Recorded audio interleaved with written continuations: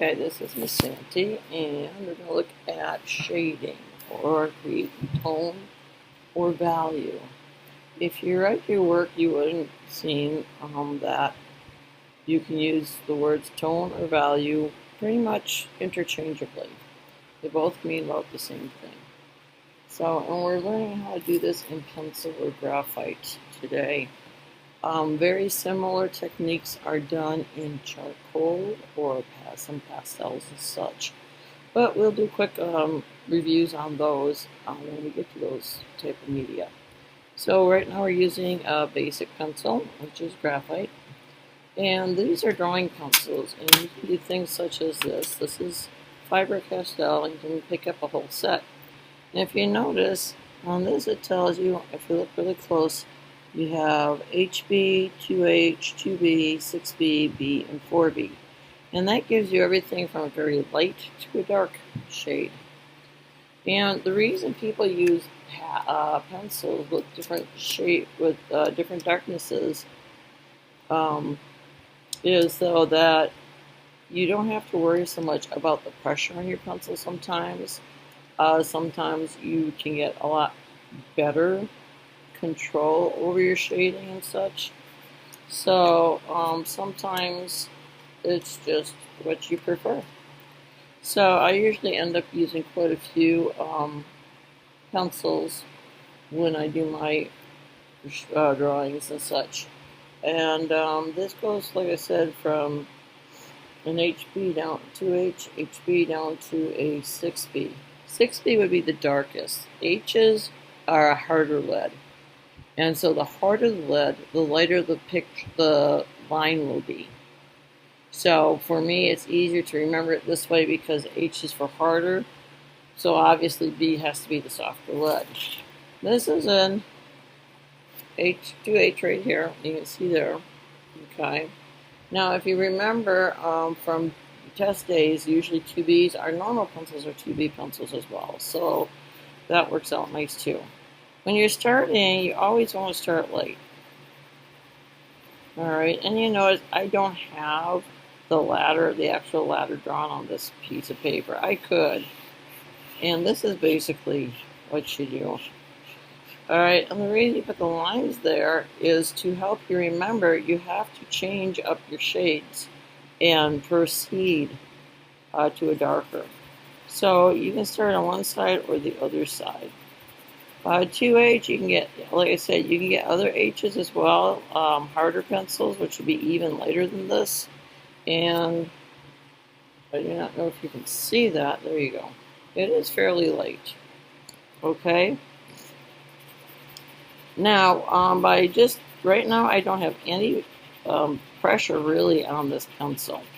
I can make it go darker. This is just a light pressure on the pencil. This is going down to a medium texture. And then going down to a darker texture, or a darker pressure. I'm sorry, those are all pressures, which gives you darker and lighter things, lines. So you can see, even with the 2H, you're going to get a variety of lines. Okay?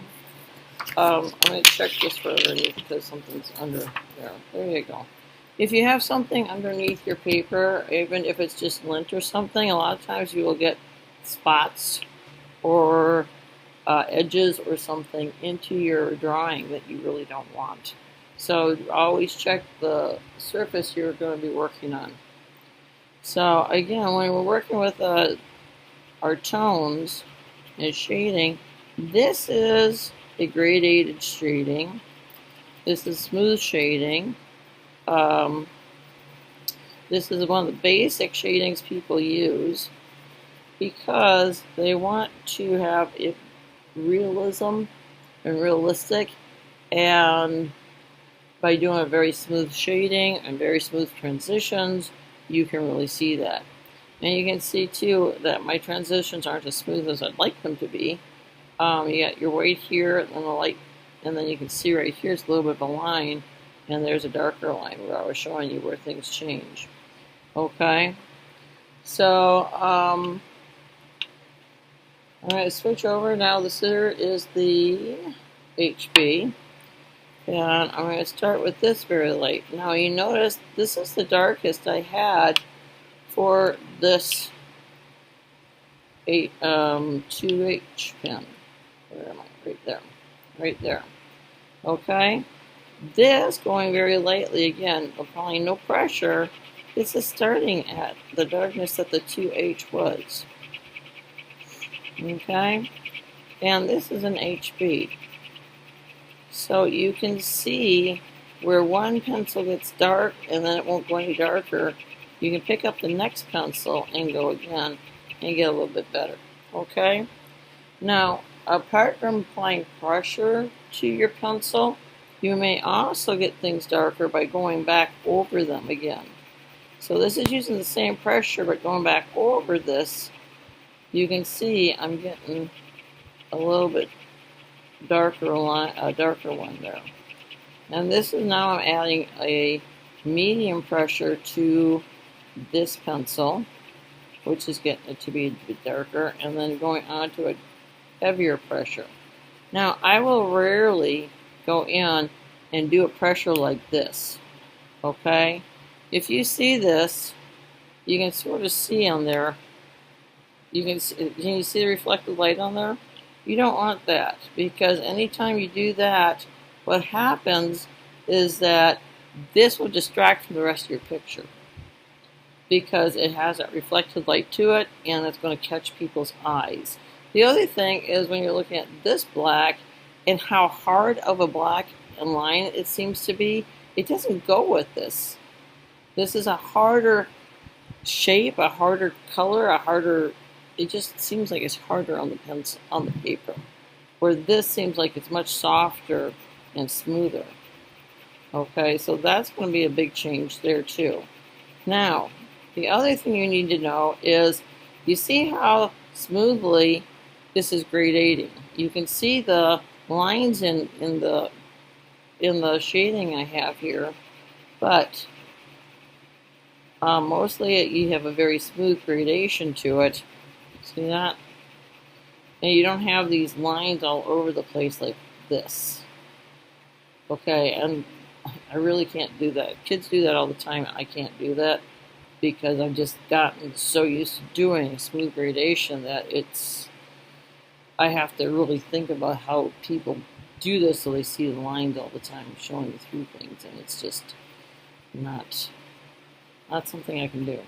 But to be able to do this, once you pick it up and start working on your own, you're going to find out it's not as easy as I make it out to be. I've had years and years and years of practice doing this, and to be quite blunt, I started out doing what you're seeing me do right here, which is this practice of the shading going from light to dark. So this here is our HB pencil.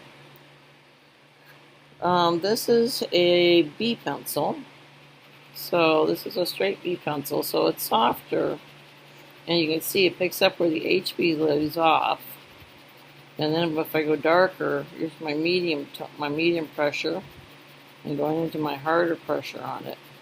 Now the other part, and reason probably why I end up with a smoother texture and you don't see all these coloring lines in there, is I am using the side of my pencil to shade with. Alright, that's a lot different than doing this. Alright, and now you can start seeing these lines and stuff, and they overlap, which is fine, but they just, if you end up all these lines and not on purpose, it makes it look bad. Alright, it's not going to look like what you want it to be. You're not going to be happy with it, and you're going to be frustrated and wanting to quit drawing.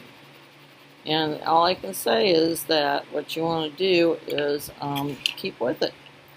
It does not, if you don't want to practice, then be aware that you're going to end up with drawings that have lines in them, and you don't have the smooth transitioning, and you're not going to get the full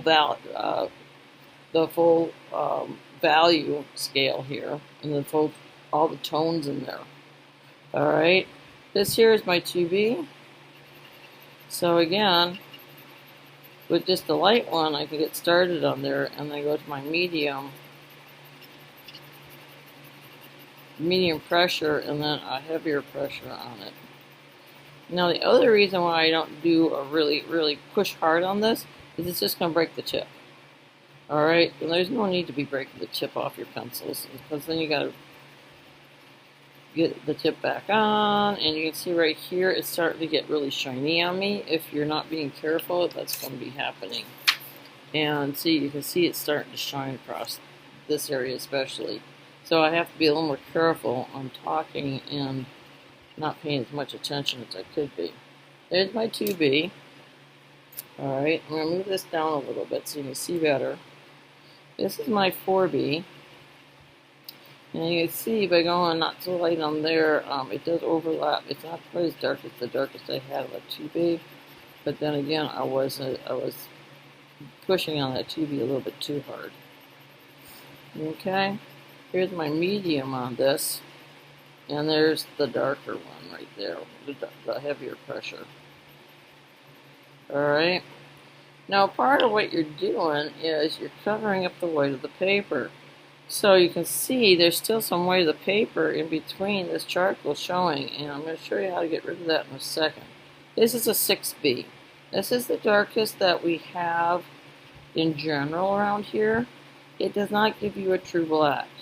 I usually go out, and when you buy a tin like this, you usually don't get past the 6. This is the basics that you get, and you can see it gets pretty dark, okay? So that's always cool. And then this goes and shows you basically on these lines here. I'm going to show you. So you got the 2H, the HB, the B, the 2B, 4B, and 6B. Alright, there are 2 more darker pens than this. You have the 8B and the 9B. And if you have an 8 or 9B, you're going to get dark. Very dark, very soft. Now the softer the lead as well, the faster the pencil is going to wear away on you. Okay? So that's a part of it as well. Okay? So, so basically, like I said, I have the 8B's part when we need to get really dark on something and try to keep the shininess down. Now, we also have something called stumps, or torninis, I believe is the Italian word for them, and basically they're paper that's rolled up into a sharp point that you can use to shade with.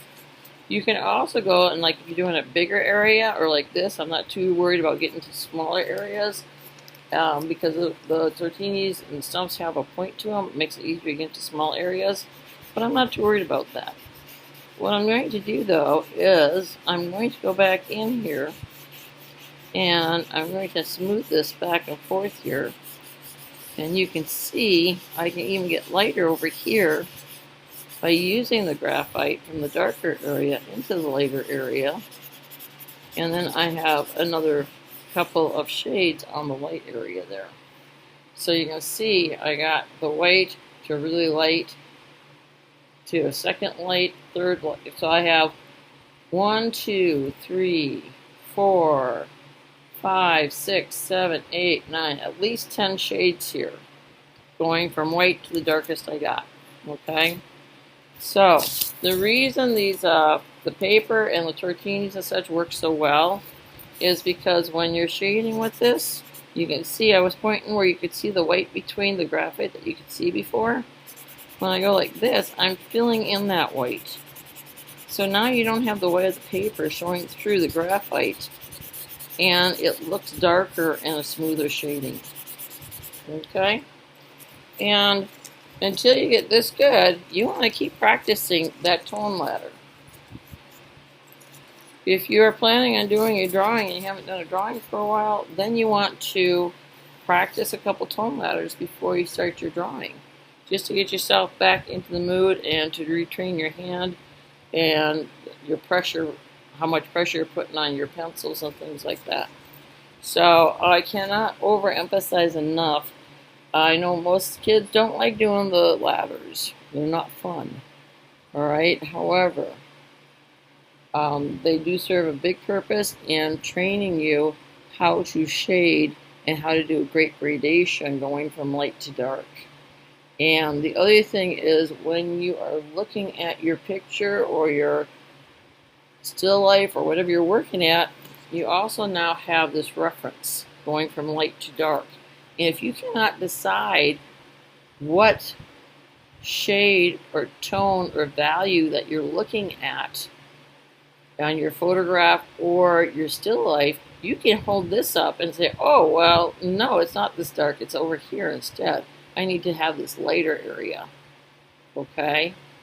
So this also serves a purpose as a reference when you're trying to isolate tones and shades and values of those things that you're looking at, that you're drawing.